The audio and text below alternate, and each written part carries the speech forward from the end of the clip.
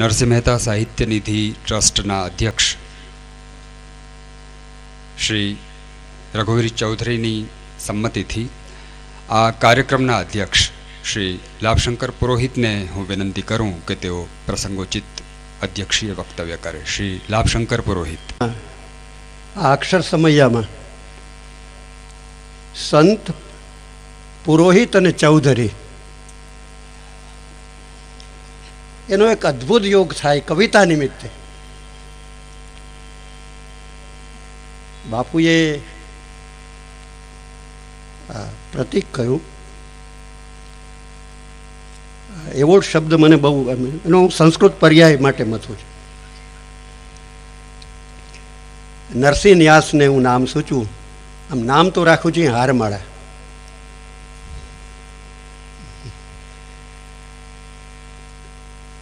કે માલા તિલક કે માલ્યાભિષેક, પણ એક સહજ યોગ રચાઈ ગયો.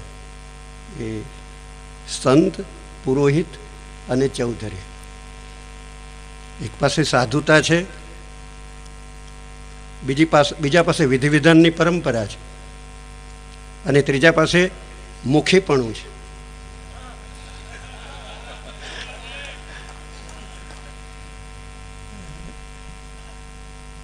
જેમનો આ શબ્દાભિષેક થયો આજે, મારે પણ આ ત્રીજી વખત આવવાનું બન્યું. વન પ્રવેશ વખતે એમના ગીતો વિશે બોલવાનું બનેલું. ષષ્ઠી પૂર્તિ વખતે તો દ્વારકાનાથની ઈચ્છાથી મારે અધ્યક્ષતા સાંભળી.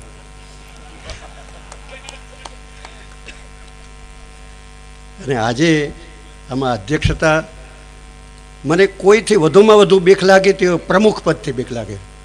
કારણ કે ક્યારે છેલ્લા અક્ષર પર રેફ લાગી જાય નક્કી નહીં. પ્રમુખે છેલ્લે બોલવાનું હોય ને, પણ બહુ સમયસર બધું ચાલ્યું, એટલે પ્રમુખ પદ મને બહુ ભાગ્ય જ. એટલે એક પ્રકારની મારી જે જીવન પદ્ધતિ છે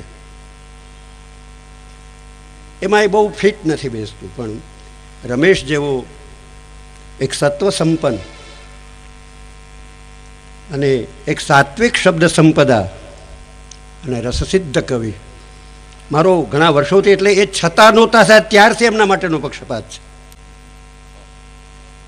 1967માં ડીકેવી કોલેજમાં અનિલ અને રમેશ, એટલે પુરોહિત તરીકે ભવિષભાઈ ખૂતો એમ નહીં, પણ મેં કહ્યું હતું કે આ માણસની કવિતાનો એક દી ડંકો વાગશે. આજે એ સરસ્વતીને ઈર્ષા આવે એમ તો ન કહી શકું, પણ સરસ્વતીને ઈચ્છા તો જરૂર થાય. એવા પર્વમાં, એના ત્રણ પર્વમાં કશી ગોઠવણ કર્યા વગર આપણને સામેથી બોલાવે તો એનો આનંદ છે. મારા મનમાં જે એક બે વાત છે એનું કાંઈ વિવેચન નથી કરવું મારે કવિતાનું, પણ જેમ રઘુવીરભાઈએ કહ્યું ને એમ સૌથી મોટી એની સિદ્ધિ જે મને લાગી છે એના કવિતાના પ્રકારોની ચર્ચામાં નથી જવું, એવું વિવેચનનું. અને ખરેખર કવિતાને માણનારો છે, વિવેચનને સૂંઘતોય નથી.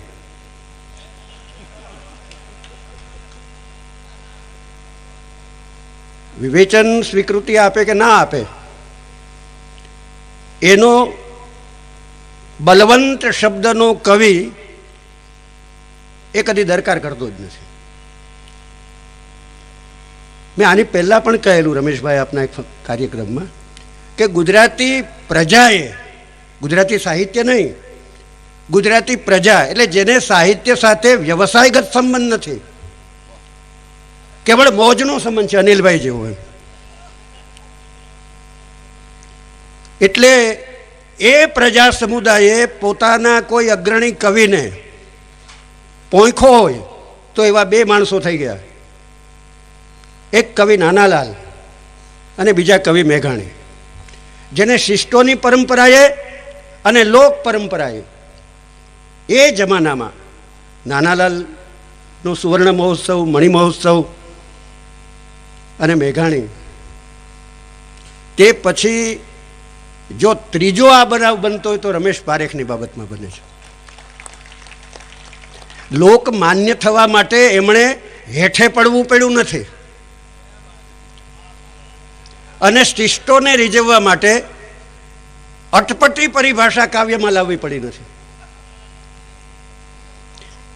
એક તબક્કો તો એવો હતો જ્યારે અછાંદસના ઘોડાપુર ઉમટ્યા ત્યારે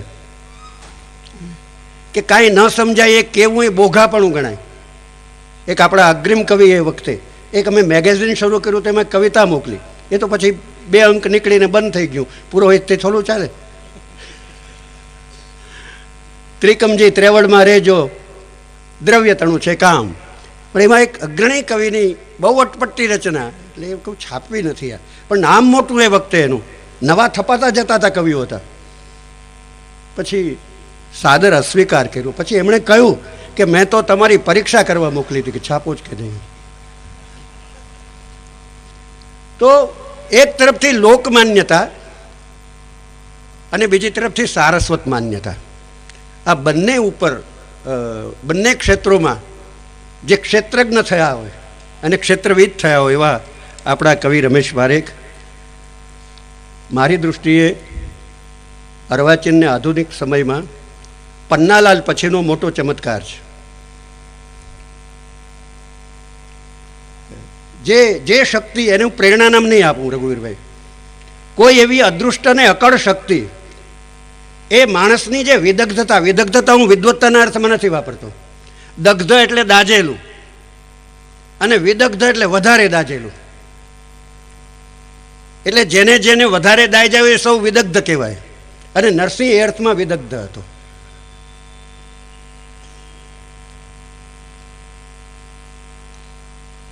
તો આ માણસે, અને મેજર પોઈટ કહેવાય કે કેમ, આવા પ્રશ્નો પણ થાય. મેજર પોએટ્રીની આપણી જે વ્યાખ્યા છે કે પુષ્કળતા એ પારમાર્થિકતાનો પર્યાય નથી. રચનાની પુષ્કળતાને ધોરણે એ પુસ્તકોને તો પસ્તીવાળા વજનના ભાવે જોખે. રચનાની પુષ્કળતા એને કારણે ઉત્તમતા સિદ્ધ થઈ નથી. અલ્પસંખ્યક કવિતાઓ દ્વારા પણ કવિઓ જીવી જતા હોય છે. આનું મોટું પરાક્રમ મેં અવારનવાર મારા લેખોમાં, સદનસીબે યોગ એવો મળ્યો છે કે એમના વિશે મારે વારંવાર બોલવાનું બન્યું છે, લખવાનું બન્યું. તો સૌથી મોટી મને એની જે સ્થિતિ દેખાય છે, આમ તો બધા કવિઓ શબ્દનો જ ઉપયોગ કરે છે. આનંદવર્ધનની વસંતભાઈ, દ્રષ્ટપૂર્વા અપી અર્થા કાવ્ય રસ પરિગ્રહ સર્વે નવા એવા ભાંતિ મધુમાસે વદ્રુભા. આ શબ્દો તો શબ્દકોશમાં પડ્યા છે, આપણા વ્યવહાર જીવનમાં પડ્યા છે, ઢગલાબંધ પડ્યા છે. પણ ન્યા એમનેમ કોરા મોરા, નરસિંહનો શબ્દ વાપરીને કહું તો પર્વત ફલ જેવા. પથ્થરને માટે નરસિંહ પર્વત ફલ શબ્દ વાપરે છે. ગિરનાર નજીક છે ને. પણ એ કોઈ સત્વશીલ અને કોઈ રસસર્જક કવિને ની ઝપટમાં જો આવી જાય તો કેવા લાગે? મધુમાસ વદ્રુમા. હાવ સૂકું ઠૂઠું જેવો જે ખાખરો ઊભો તો પ્રેત જેવો, પણ જ્યારે વસંત આવે ત્યારે લૂમે ઝૂમે જે આખો થઈ જાય, જાણે મોડ બંધો વરાજો એવો લાગે. એમ જે શબ્દો આડા આવડા જ્યાં ત્યાં ધક્કા ખાતા હતા, એ જ્યારે સત્વશીલ કવિને હાથે આવે. મને વિનુભાઈ મહેતા યાદ આવે. મેં ખમા આલા બાપુમાંથી એક પંક્તિ કહી હતી. મને કે આ તો હા વહાણ જ ન રહ્યું, આવી વાત થઈ ગઈ. એક જ તમે બકુલભાઈની વાત કરી, મુદ્દો એનો સાચો છે, પણ એમાં સૌથી એની મોટી સિદ્ધિ હોય, માત્ર એમાં જ નહીં, એની ગઝલોમાં, કવિતા વગેરેમાં ગુજરાતી ભાષા ના તમામ સપ્તકોને ઉલટા સુલટા કરીને એમાંથી પોતાની ભાષાનું નિર્માણ જે માણસ કરે છે. ખમ્મા આલા બાપુની એક જ પંક્તિ, અંતઃપુરના છિનાળા સ્ટોપ. એક સંસ્કૃત શબ્દ આવ્યો, બીજો લોકબોલીનો આવ્યો અને ત્રીજો અંગ્રેજી. આ ત્રણેયનું સ્થાનાંતરણ થઈ શકે નહીં. સ્ટોપને બદલે પૂર્ણ એમ લખીએ તો અંતઃપુરના છિનાળા સંપૂર્ણ થયા છે. કવિતા છે જ નહીં, પણ આજે મિજાજ પ્રગટ કરે છે આ માણસ. અરે એટલે એની છંદોબદ્ધ રચનાઓમાં જોઉં ને બે પીચ ઉપરથી એ પંક્તિ આપણે મૂકીએ તો તરત ખ્યાલ આવી જશે. ખમાલા બાપુમાંથી જ. ભરોસાની માને ભટવદરનો ભાટ પરણે. જાણે કોઈ સ્તોત્ર ગવાતો એવું લાગે કે મંગલાષ્ટક ગવાતો એવું લાગે. ભરોસાની માને ભટવદરનો ભાંડ પરણે. ભરોહાની માને ભટવદરનો ભાંડ પરણે. આ બિલકુલ ગાળની કક્ષાએ જતી પંક્તિને એક કવિની આ આખી જે એના અક્ષરોનો મેળ કર્યો, અક્ષરોની યુતિ જે થઈ એ ગોઠવણપૂર્વકની નથી. વ્યવહાર ભાષાને અકબંધ રાખીને એને જરાય આઘી પાછી કર્યા વગર, એક દોરાવાય આઘા પાછા કર્યા વગર એમને મૂકી દીધા. એ તો સરસ્વતી હાજરા હાજર રોજ થાય. સૌથી મોટું એનું પરાક્રમ તે ગુજરાતી કવિતા, ખાસ કરીને ગીત કવિતા, એ હંમેશા ગામને પાદરે રહેતી હતી. એ વાસને શહેરની મધ્યમાં આ માણસ લાવ્યો. કવિઓ આપણે એની પહેલાના બધા કાવ્ય સંગ્રહો જુઓ તો, એટલે અર્વાચીન કવિઓમાં કાવ્યો અને ગીતોનો સંગ્રહ, સબટાઇટલ હોય, સંગ્રહ હોય, ઉપર નામ હોય, પછી કાઉન્સમાં એને એમ કે રખે કોકને આપણે ગીત કવિ માની તો અભડાઈ જશું. કાવ્યો અને ગીતોનો સંગ્રહ, એટલે ગીત તો લેખામાં જ નહોતું. ગીત જાણે બાય પ્રોડક્ટ હોય. એને બદલે આમણે અને સૌથી મોટું પરાક્રમ તો અત્યંત સંકુલ સંવેદનાને ગીતમાં ઉતારવી, આ લિરિકલ ફોર્મમાં ઉતારવી, એ જબરું પરાક્રમ. મેં આની પહેલાં પણ કહ્યું હતું કે મારા એડિપસનું ગીત છે, શીર્ષકથી માંડીને છેલ્લી પંક્તિ સુધી આખી રચના ગીત તરીકે જળવાતી રહેતી છતે એક ઉત્તમ કવિતા બને. મારા કાઉન્સમાં મારા મૂક્યું છે ને પછી એડિપસનું ગીત. આટલી બધી સંકુલતા, એમાં કવિ, નાયક અને એની માનસિક સંકુલતા. એક અત્યંત પેચીદો પ્રશ્ન. યા દેવી નારી રૂપે પ્રિયા રૂપેણ સંસ્થિતા અને માતૃ રૂપેણ સંસ્થિતા. આ પ્રિયા અને માતૃ આવી એક અત્યંત સંકુલ સંવેદનાને એમણે ગીતમાં ઢાળી. હે મા તારા સ્તન મંદિરની પ્રથમ ધજા ક્યારે દેખાશે. આ પ્રથમ, પછી બીજા અંતરામાં તારી અસલ ધજા ક્યારે દેખાશે, અને છેલ્લે તારી પય ધજા ક્યારે દેખાશે. એટલે આપણા વિવેચનમાં આ ત્રણેયને જુદા જુદા લીધા કોઈએ, કે પ્રથમ ધજા જુદી, અસલે જુદી અને પય ધજા. પ્રથમમાંથી અસલ ને અસલમાંથી પય એમ નથી. પ્રથમ એ જ અસલ, અસલ એ જ પય. એટલે નારી દેહ સાથેનું પુરુષના અસ્તિત્વનો આરંભ એ પય ધજાથી થયો. એ જ પ્રથમ છે ને એ જ અસલ છે. એની વિગતોમાં આપણે નથી લીધો તો કદાચ માથું દુખી જશે. પણ આવું ગીતમાં આવી શકે, આવી એક સંકુલ સંવેદના એની પૂર્વે તો ગીતમાં કોઈ નથી લાવ્યું. જે એણે, મેં કહ્યું ને કે આખી જે આપણા લય સંકુલો છે, એક ડેમોન્સ્ટ્રેશન નાનકડું આપું 1000 વર્ષનું 2 મિનિટમાં આપને ખ્યાલ આવી જશે કે જયદેવથી આ માણસ ક્યાં કૂદકો લગાવીને આવ્યો. સંસ્કૃત રૂપમેળ છંદો, અક્ષરમેળ છંદોની એક વિલક્ષણ તાસીર છે. એ દખલગીરી સહન ન કરી શકે. એની કડક શિસ્તમાં જરાક કોક આઘો પાછો થયો તો ફાંકી દે.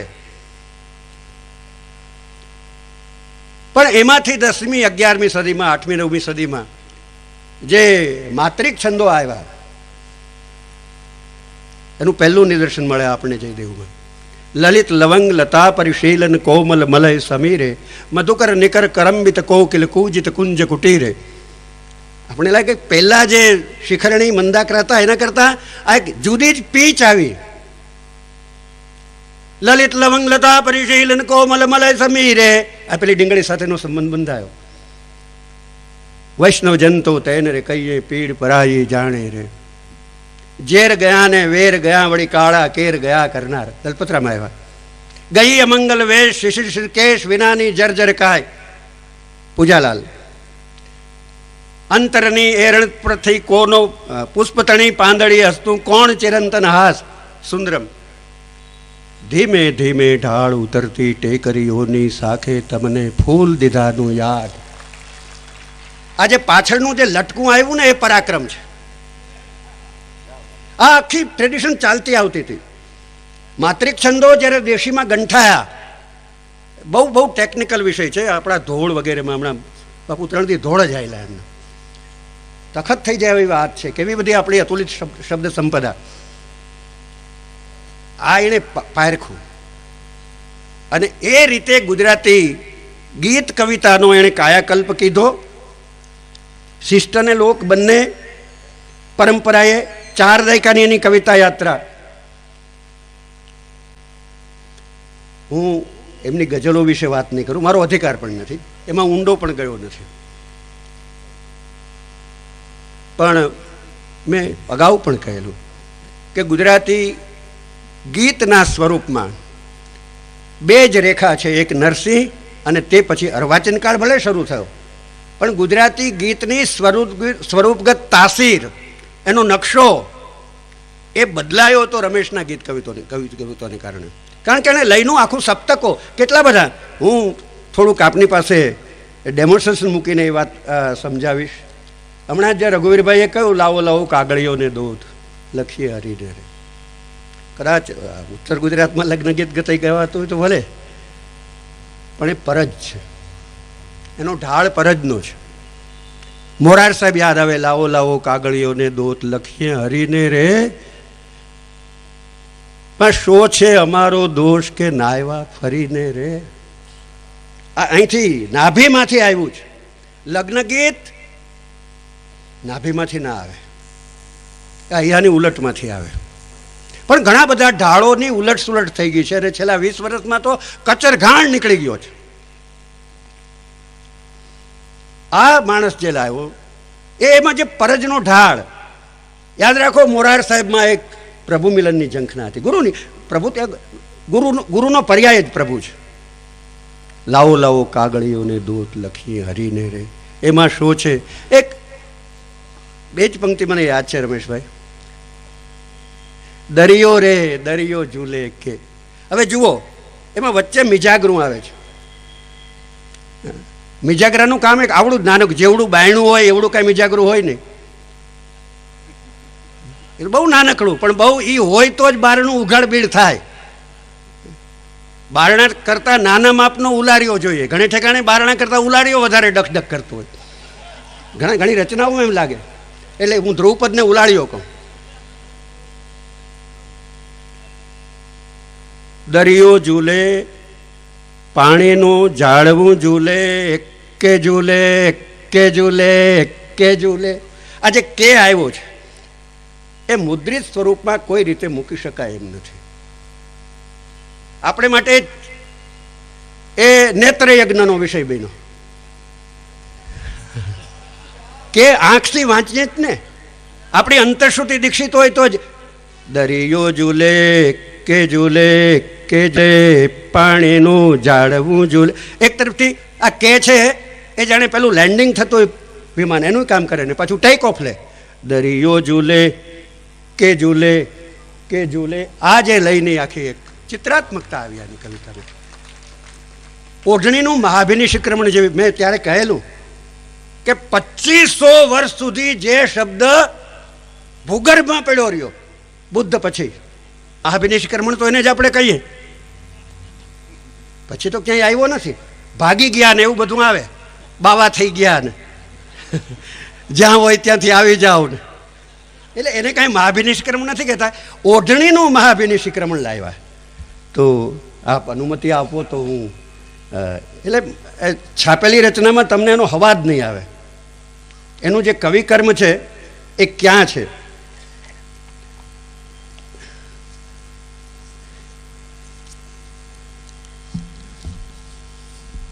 મારી દૃષ્ટિએ તો આ એક કવિતા ઉપર જ એને નરસિંહ મહેતા એવોર્ડ આપવો જોઈએ. એક જ કવિ, એક ગીત ઉપર. આપણી મુશ્કેલી એ છે કે આપણા મોટાભાગના વિવેચકો એ છાપેલી પ્રતને આધારે ન્યાય આપે છે. એને આધારે જ ન્યાય આપવો એ કબૂલ છે, પણ છાપેલી પ્રતમાં જે શબ્દ છે એની ભીતરમાં જે પ્રચ્છન્ન ઉર્જા ભીતરમાં ધરબાયેલી છે એ તો અંતર સુધીમાં પ્રગટ થવી જોઈએ. ઓઢણી, બસ આટલું જ કહ્યું. કિશોરી નવયૌવના બની, ષોડશી બની. કાલિદાસનો શબ્દ વાપરું તો તન્વી શ્યામા, ન 16 સે કમ, ન 17 સે ઉપર, ન 16 સે કમ, એ જ તન્વી શ્યામા. 22 વર્ષની પછી શ્યામા નામ હોય તો ભલે, પણ કાલિદાસ માન્ય ન રાખે. આ ઓઢણી, આ કેટલો ફોકમાંથી આ માણસ જે લાવે છે એ મોટું પરાક્રમ છે. અને બંનેને મૂક્યા કેવા જુઓ, એક ભારોભાર સંસ્કૃત તત્સમ શબ્દ અને બીજી તરફ બિલકુલ સાદો. ઓઢણી પછી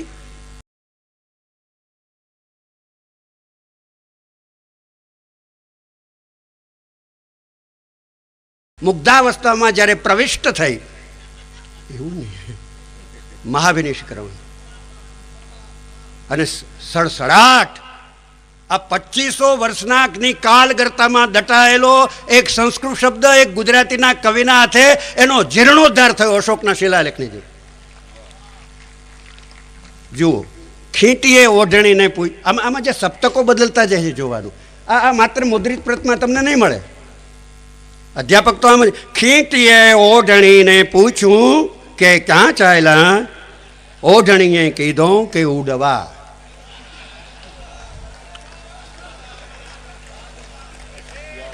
હું બિચારા કવિની હાલત કરી. આને તો ઈ કે એવોર્ડ પાછો લેતો જ આપણે મા બાપા બંધ કરાવે, તારું મહાવિનિષ્ક્રમણ કરાવે. હવે જુઓ કે 2 અંતરાની ગીત કવિતા છે. ઓઢણીએ ખીંટીએ ઓઢણીને પૂછ્યું. મેં ગઈકાલે જ બાપુ કિલક શબ્દ વાપરેલો, દુર્ગા સપ્તશતીની વાત કરતો તો અર્ગલા, કિલક અને કવચ. કિલક એટલે ખીલો, ખીલી ખસે નહીં, મહાજન મા બાપ. ખીંટીનું એક જ કામ, લટકાડી રાખવું. હવે આ ઓઢણી ચાલતી થાય, ખીંટીથી કેમ સહન થાય? એટલે ખીંટીએ આ જિજ્ઞાસા નથી, કુતૂહલ છે. દરેક ખીંટીને આનું કુતૂહલ હોય, એને જિજ્ઞાસા ન કહેવાય. આ કંઈ બ્રહ્મ જિજ્ઞાસા થોડી છે. પણ યૌવનનો, નવયૌવનનો સંચાર અને સ્થગિતતા. ખીંટીએ ઓઢણીને પૂછ્યું કે ક્યાં હાયલા. આજે ઠમકો છે, નરસિંહ યાદ આવે. ભાગ્યે જ તમે સપનામાં જ નરસિંહની આ કવિતા સાંભળી છે, તમારી પાસે મૂકું. આપણો નરસિંહનો પરિચય કેટલો? પાઠ્યપુસ્તકોમાં આવે એટલી કવિતા જેટલો, આટલો આપણો પરિચય. ગોરાદેનો ઠમકો રે. આજ શરદ પૂનમ છે.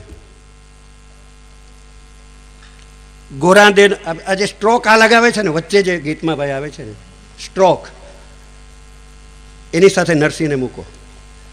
ગોરાદેનો ઠમકો રે કે સુંદર વાજણો રે, કંઈ જમકો માજમ રાત. સ્ટ્રોક લાગ્યો છે કારણ કે રાત છે, માજમ રાત. અને પછી સૈયર સાંભળ મારી વાત. ગોરાદેનો ઠમકો રે, સુંદર વાજણો રે, કંઈ જમકો માજમ રાત પડી. અને પછી વિશ્રંભ કથા છે. એટલે સાંભળ સૈયર મારી વાત, સાંભળ સૈયર મારી વાત. એટલે દિવેટીયો થયો. તો ઓઢણીએ પૂછ્યું કે ઉડ. હવે જો આ બંને માત્ર 4-5 શબ્દોથી બનેલી 2 પંક્તિ. ઓઢણીનું કુતૂહલ ક્યાં આવેલા, વળમાંથી પૂછે છે. આપણે આ બિલકુલ વ્યવહારની ભાષા છે. આપણે કોકને ક્યાં આવેલા, એ અભિધા લક્ષણા વ્યંજના ક્યાંય ના આવે, તાત્પર્ય વૃત્તિમાં પણ ના આવે, પણ એને અતિક્રમે એવી કોક એક શક્તિ છે. ઓઢણીએ કીધું. હવે જો એનો ઠસ્સો જુઓ કે ઉડવા. આ સપ્તકો બદલી ગયા. ખીંટીએ ઓઢણીને પૂછ્યું કે ક્યાં આયલા. આ આરોહરો જોવાને છે. ઓઢણીએ કીધું. લાંબી વાત છે નહીં, અમે અત્યારે પ્રયાણ કરી રહ્યા છીએ, કૃપા કરીને અમને ડિસ્ટર્બ ન કરો. આપનો અત્યંત અમે આપના આભારી થશું. આવું બધું નહીં, શિસ્ત વચન નહીં. ઉડવા. જેને ઉડવું છે અને કોઈ યારે વાત કરવાની ક્યાં વખત છે. ખીંટી બોલી કે તને અધવચ્ચે ઝાલશું. હવે પહેલો પ્રશ્નમાં જે સપ્તક હતું, જે આરોહ, જે એની પીચ હતી લયની, અને અહીં બદલી ગઈ. ખીટી બોલી કે તને અધવચ્ચે ઝાલશું, ડારો દીધો. પેલું કુતૂહલ, પછી ડરામણી. તો ઓઢણી કહે હવે જાયલો જાયલો. આ કવિતામાં કેવી રીતે લાવ્યું છે? હવે જાયલો, જાયલો કાઉન્સમાં 2.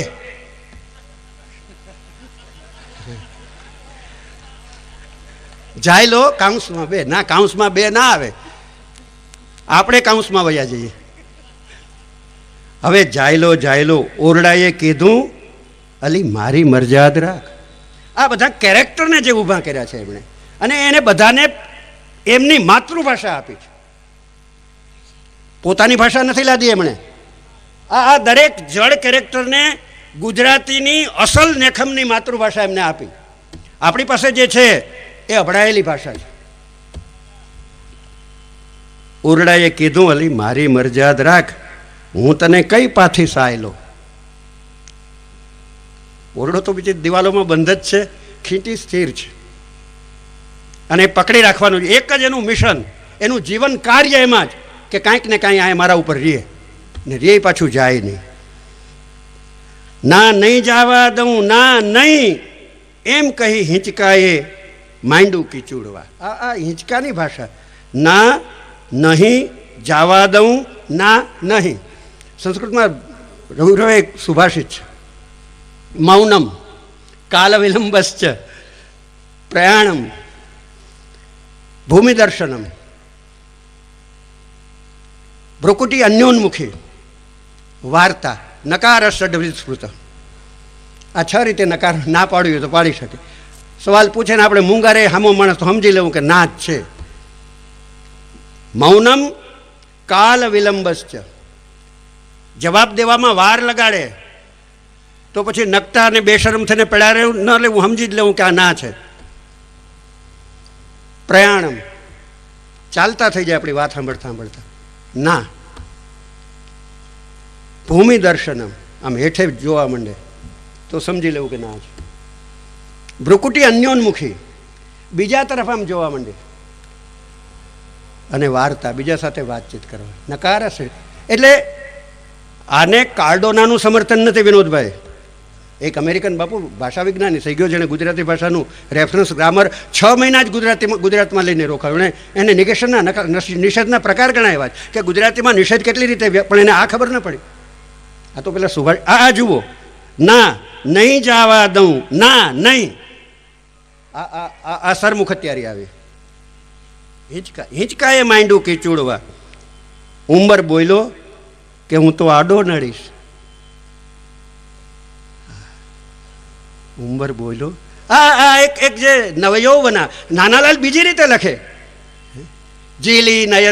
જીલી પ્રિયા નયના શરણે વિંધાય, કે ચોળી ચણિયો પાટલીનો ઘેર સેંથલે સાડુની સોનલ શહેર, લલિત લજાનો વદન જમાવ. ત્યાં મુક્ત એ અભિધાની સપાટી પણ ચિત્રો આપે. ત્યારે આણે શું કહ્યું કે ઉંબર બોલ્યો કે હું તો આડો નડીશ. ત્યાં ઓઢણી બોલી કે તને ઠેક શું. આ ઓઢણીના સૂર કેટલે ઠેકાણે બદલી જાય. પેલી કહ્યું ઉડવા, એમાં એક મસ્તી હતી. પછી કહ્યું જાયલો જાયલો. આ 75 વર્ષે ન આવે આવું. એ 16 વર્ષની ઉંમરે જ આ જાયલો જાયલો. પછી આમ જાયલો, જનકાનો જા, લ અર્ધો ને એવું લખાય ખરું, પણ એની પાછળનો જે ઠોન છે, ના નહીં. ઉંબર બોલ્યો કે હું તો આડો નડીશ. તઈ ઓઢણી બોલી કે તને ઠેક શું. તમામ ઉંબરાઓનું આ કર્તવ્ય ધર્મ હોય છે રોકવાનો, પણ અને તમામ ઓઢણી એને ઠેકીને જ જતી હોય છે. ઉમરાની પૂજા કરીને તો પછી આવી. ફળિયું કે અર તો ઓઢણી કે મર. આ આખી જે વાત લાવી છે, કઈ રીતે તમે આ ભાષાનો ઇનકાર, આ કાવ્યની ભાષા, પોએટિક લેંગ્વેજ જે છે, વર્ડસવર્થે કહેલું એણે સાચું પાડ્યું. વર્ડસવર્થ બોલ્યો તો પણ એમ પાડી નહોતો શીખો પાછો. એટલે પોએટિક ડિક્શનની વાત કરી બાપુ વર્ડ્સવર્થ નામના કવિએ, કે લોકો બોલે છે એવી ભાષામાં, પણ એ પોતે નહોતો લખી શક્યો એમ. આ બે ચાર જ જુઓ ને. ફળિયું કે, ફળિયાએ લાંબુ ભાષણ નથી કર્યું. આ આખું કાવ્ય સમજવા માટે ફ્લેટમાં રહેનારને આ કાવ્ય સમજાય નહીં કોઈ. એપાર્ટમેન્ટ માટે કવિતા જ નથી આ. ફળિયા બંધ, ડેલી બંધ ફળિયું, અને ઓસરી ઉતાર ઓરડા, અને ઓરડાના ખાંચામાં રાંધણિયું, તો સમજો. એટલે ઓરડો, દિવાલો, ખીંટી, ઉમરો. ઓસરીનો અર્થ જ અવસરિકા છે. ત્યારે ક્યાં હોલ હતા? અવસરિકા ઉપરથી ઓસરી બન્યું. સારા સાંસતા પ્રસંગો કરવા માટે ઓસરીનો ઉપયોગ થતો. ખરખરો કરવા આવે એ ઓસરીમાં બેસે. દીકરીની હગાઈ થઈ હોય તો પાટલો પણ ત્યાં મંડાય. 5 મહેમાન અવાય તો એટલે અવસરિકા ઉપરથી ઓસરી થઈ. કેટલી બધી ઘટનાઓની સાક્ષી આપણી ઓસરીઓ રહી છે. અને હવે તો ઘર જઈને ઓસરી રહ્યા, ઓસરી નથી રહી હવે. આ ઓસરી આપણા સકલ સંસાર જીવનમાં જન્મથી માંડી અને મૃત્યુ પર્યંત કેટલી બધી ઘટનાનો સાક્ષી. અને કહ્યું કે ફળિયું કે આટલા બધાની અવજ્ઞા, ખીંટી, ઓરડો, ઉંબરો, હિંચકો, આ બધાની. એટલે ફળિયાને તો ફળિયાની ઉપર આકાશ જ છે. ફળિયાને એક સુખ, દિવાલો નથી. પછી ઓઢણીએ ઉડવા એમ પણ ન કહ્યું, તને ઠેકશું, જાયલો જાયલો એમ પણ ન કહ્યું. જવાબ આટલો જ આપ્યો કે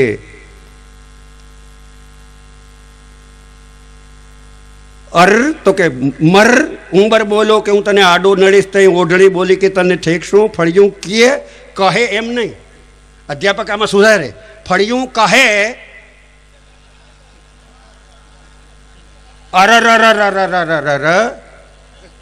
આ ધ્વનિ આપણી ગુજરાતી ભાષામાં વિદ્યમાન નથી. પણ જે એમાંનું જે રકાર છે, રકારનું જે કંપન છે, એ જૂની ગુજરાતીમાં હતું. આદિશ્રુતિમાં ન આવતો એવા વર્ણો 14મી સદીમાં હતા ગુજરાતી ભાષામાં. તો કે ઓઢણી કે મર. આજે ડ્યુએટ થયું, બંનેની જુગલબંધી. તને પાંચિકા જેમ ક્યાંક ફેંકશું. વાયરાએ કીધું. હવે જુઓ આખો મિજાજ. મારો મુદ્દો તો આટલો જ છે. સંચારીઓનો ફેર નથી. સંસ્કૃત કાવ્યશાસ્ત્રની પરિભાષામાં કહું તો આવડું એક નાનકડું દોથા જેવડું ગીત, 2 જ અંતરાનું, કેટલા બધા મૂડ પ્રગટ થયા. એક પાત્ર, એક ઓઢણીને નિમિત્તે જે આખા કેરેક્ટર ઊભા કર્યા છે. એકંદરે 13 ઉક્તિઓ છે, 13 કેરેક્ટર એક ઉક્તિઓ થાય છે. હવે વાયરો બોલે છે. વાયરાનું કામ શું? જે હોય એની સાથે લઈ જવાનું. વાયરાએ કીધું કે હાલ બાઈ ચોંપ રાખ, અમે તને નહીં દઈએ બુડવા. વાયરાએ કીધું હાલ બાઈ ચોંપ રાખ. હવે ગાંગી વાંગી જાજી થામા ને, જાજી લથર પથર ન કર, ચોંપ રાખ, હાલ ઝટ બહાર નીકળ. ચોંપ રાખ, અમે તને નહીં દઈએ બુડવા. ખીંટીએ ઓઢણીને કહ્યું. તો અને 1-2 ગીત તો મને બહુ ગમે છે, પણ સમય અભાવે લેતો નથી. એક નાનકડું સેમ્પલ આપી દઉં. મનજી ઓગળદાસ, આપણે ત્યાં એને પાત્ર ગીત તરીકે ચર્ચે. 2 મિનિટમાં પૂરું કર્યું. એક સેમ્પલમાં પંક્તિ મૂકીને. આમ જુઓ તો એ એફિડેવિટની લેંગ્વેજ છે, કવિતાની લેંગ્વેજ છે જ નહીં, ગદ્યની પણ નથી. કોર્ટમાં પૂછતા હોય ને, મનજી ઓગળદાસ, રહેવાસી ગોધરા, ઉંમર 60 કે 59, ધંધો તરગાળાનો. આમાં કાંઈ કવિતા જેવું નથી. બિલકુલ કોર્ટની ભાષા છે. હવે એને જરાક માત્રિકમાં, મનજી ઓગળદાસ, રહેવાસી ગોધરા, ઉંમર 60 કે 59 ને ધંધો તરગાળાનો. કાંઈ ફેરફાર નથી થયો. અને છતાં એ માત્રિક સંધિ એકમોની ગોઠવણી એવી રીતે થઈ કે કવિતામાં જવું હોય તો જઈ શકે. એનો સ્પર્શ થયો, એનો કાયાકલ્પ થઈ ગયો. અને પછી આખું ભવાઈનું ગીત છે. મંજી ઓગણદાસ રેવાસી ગોધરા ઉંમર 60 કે 59 ને ધંધો તરગાળાનો ભલા મોરી રામા ભલા મોરી રામા ભલા મોરી રામા ભલા મોરી રામા તા તા થઈ થઈ થઈ. આ જે જીવંત વ્યવહારમાં આ મલ્ટી ડાયમેન્શન લેંગ્વેજ છે, એ મલ્ટી ડાયમેન્શન અનેક પરિમાણી જે બોલાતી ભાષા છે એને એના બધા પરિમાણોને સાચવીને કવિતામાં ઉતારવાનો પ્રયાસ, અને ટોક જેવું જે એનું કાવ્ય છે એ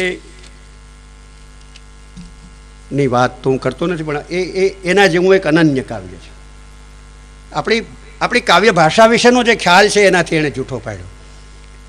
તો આવા એક સમર્થ કવિને આજની આ શરદ પૂર્ણિમાને દિવસે નરસિંહ ન્યાસ તરફથી એમનું પ્રોક્ષણ થાય,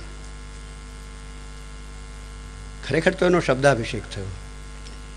તો એ વખતે મને આવી મોટાઈ આપી પ્રમુખપણાની, એ માટે ટ્રસ્ટી તરીકે હું પણ મારી જાતનો આભાર માની લઉં. આપ સૌએ જેને જેને મારું નામ સૂજ્યું એનું ભગવાન દ્વારકાનાથ કલ્યાણ કરે. આપણે બોલાવે તો ગમે જ બાપુ, એમાં કાંઈ એવો સવાલ નથી, પણ એમ થાય કે બહુ હાંચવીને જીવવું 70 વર્ષ પછી, બહુ હરોખ પદુડા થઈને ક્યાંય ધોળા ના જવું એમ. તો રમેશ પારેખના આ ત્રીજા પ્રસંગમાં આવવાનું થયું, અને ત્રીજા પ્રસંગમાં જ્યારે આવવાનું થાય ત્યારે એ કોઈ આકસ્મિક ઘટના ન હોય, કોઈ નૈમિતિક ઘટના પણ ન હોય, કોઈ પ્રાસંગિક ઘટના પણ ન હોય, કોઈ ક્ષણિક ઘટના તો છે જ નહીં, પણ એ ઈશ્વર નિર્મિત ઘટના છે માનું. એક પુરોહિત તરીકે પણ હું એમને શુભકામના પાઠવું. એમની કવિતા અત્યંત રળિયાત છે, અને મેં શરૂઆતમાં જ કહ્યું તેમ ગીત માટે તો ગુજરાતી ભાષા જીવશે ત્યાં સુધી આ માણસને યાદ કરવો પડશે, એનો વિરોધ કરનારાએ પણ એને યાદ કરવો પડશે. અને એ પછી ગુજરાતી ગીત કવિતા જાજુ આગળ વધી શકી નથી, ન વધે એમાં કોઈ એનું આશ્ચર્ય પણ નથી કે આવો એ માઇલસ્ટોન છે આ ગુજરાતી ગીત કવિતાનો. તો અભિનંદન, આપ સૌનો સમય લીધો. હું વિવેચનની પરિભાષામાં વાત ન કરી શકું તો માફ કરજો. એ લેખોમાં ચાલે, બોલવામાં ન હાલે. તો ફરી પાછું આપ સૌને વંદન કરી, કવિને, કવિ પત્નીને બે સજોડે હાજર છે. તો બીજા તો કોઈ રાજી થાય કે ન થાય, પણ નરસિંહ મેં તો ખરેખર રાજી થયો છે. ધન્યવાદ.